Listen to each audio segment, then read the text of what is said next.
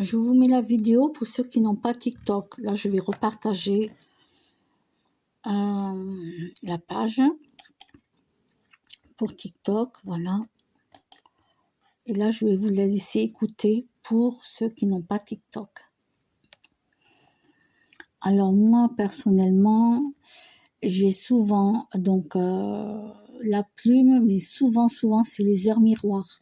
Je peux avoir les heures miroirs 3 fois dans la journée. Parfois, il y a les chansons répétées. Voilà. C'est tout. Les suites numériques, non. Rêve intense, pas souvent, non. C'est plutôt plume, heure miroir. Mais je comprends rien à ce que veut me dire l'univers. Hein. Bien entendu, je l'ai toujours pas décrypté.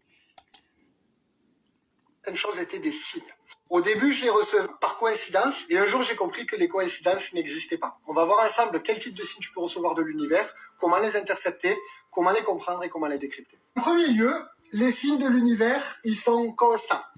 Toute ta vie, tu as dû avoir l'univers qui t'a parlé, qui t'a montré des choses, mais peut-être que tu ne les as pas vues. En premier lieu, les plumes. Est-ce que ça t'est déjà arrivé de rentrer chez toi et de trouver une plume mais pas d'oiseau? Est-ce que ça t'est déjà arrivé, par exemple, de monter dans ta voiture et de voir une plume sur ton pare-brise, dans ta fenêtre, dans la maison? Peu importe. Mais les plumes sont littéralement un des signes fondamentaux de l'univers. Ensuite, on a les heures miroirs. 15h57, 14h44, 15h15, 22h22.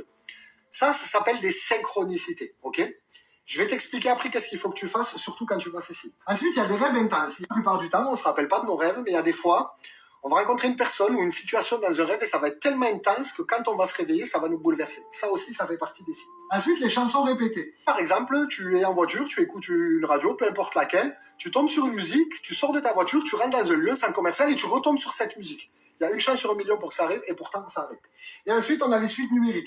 Ça, tu peux les voir sur les plaques d'immatriculation, sur ton téléphone, pareil, n'importe, mais les suites numériques, c'est super important de les comprendre.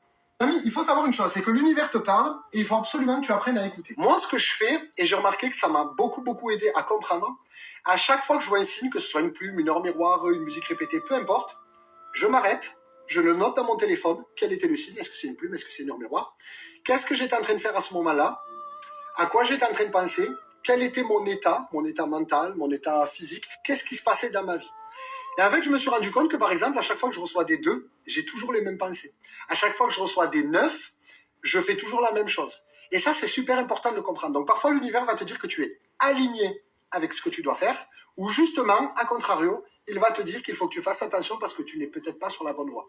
Donc, quand l'univers te parle, fais extrêmement attention, n'hésite pas à le noter. Dis-moi ce que tu as pensé de la vidéo, n'hésite pas à t'abonner.